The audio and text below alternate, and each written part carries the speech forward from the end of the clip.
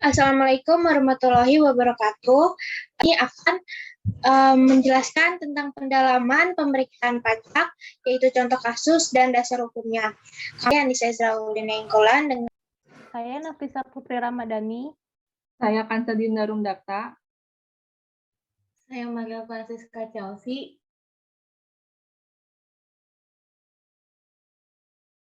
Yang pertama ada contoh kasus. Tersangka N merupakan Direktur PTA disangka turut serta melakukan tindak pidana di bidang perpajakan, yaitu dengan sengaja menyampaikan surat pemberitahuan atau keterangan yang isinya tidak benar atau tidak lengkap. Modus tindak pidana di bidang perpajakan ini yaitu dengan memperhitungkan PPN masukan tidak berdasarkan transaksi yang sebenarnya dalam SPT masa PPN PTA dalam kurun waktu masa pajak April 2007 sampai dengan Maret 2009. Kasus ini melibatkan Direktur N dan Komisaris SPTA.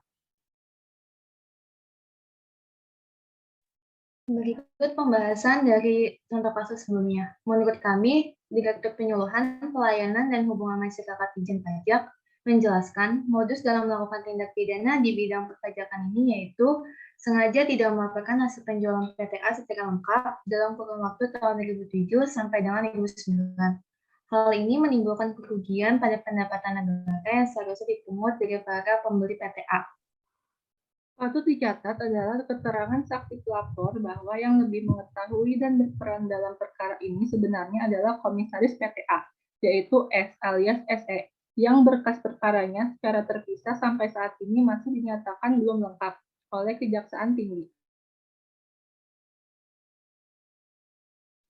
Terdakwa N alias NA sebagai Direktur PTA bersama-sama dengan tersangka S alias SE sebagai komisaris diduga melakukan tindak pidana perpajakan, yaitu melanggar pasal 39 ayat 1 huruf C Undang-Undang Ketentuan Umum dan Tata Cara Perpajakan atau KUP, yaitu dengan sengaja menyampaikan SPT dan atau keterangan yang isinya tidak benar atau tidak lengkap sehingga dapat menimbulkan kerugian pada pendapatan negara.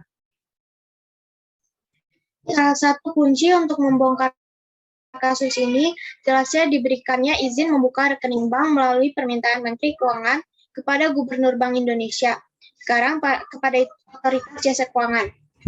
Hal ini membuat penyidik mempunyai bahan bukti dan petunjuk adanya hasil penjualan yang disetorkan oleh para pembeli ke rekening PTA dan sebagian lainnya yang disetorkan ke rekening atas nama pribadi tersangka S alias SE sebagai komisaris perusahaan yang tidak dilaporkan dalam SPT PPH Badan PTA. Selanjutnya akan kami tampilkan yang akan dibawakan oleh Ibu Agustin. Contoh kasus. Jika seseorang ingin melaporkan SPT masa PPH-nya dan kemudian menyetorkan PPH final atas penghasilan katakanlah sewa rumahnya gitu ya di bulan Januari 2020 contohnya, maka ada kekurangan pembayaran ya. Contohnya di sini ada kekurangan pembayaran PPH final itu, kemudian dikenakan sanksi bunga. Nah, bunganya berapa bulan dihitung dari keterlambatan ya, sejak saat terhutangnya pajak pembayaran final itu yang seharusnya sampai dengan dia akan membayarkannya. Nah, untuk bulan berikutnya katakanlah Februari 2020 ini, maka dikenakan sanksi ditambah 1 bulan kemudian. Seperti itu ya, teman-teman. Nah, dikenakan sanksinya adalah 2% ya, sesuai dengan aturan KUP. Kemudian jika seseorang tersebut tidak tahu bahwa kemudian akan dilakukan pemeriksaan ya, kemudian pemeriksa menemukan kondisi tersebut, maka sesuai dengan ketentuan pada pasal 13 ayat 1 huruf A ayat 2 KUP, maka dia hanya dikenai sanksi bunga maksimal 24 bulan atau 48% saja. Jadi tergantung apakah ada niat baik atau tidak dari wajib pajak tersebut. Jika hal itu disengaja, dia memang tidak mau melapor, tentu sanksinya lebih berat. Contoh kasus.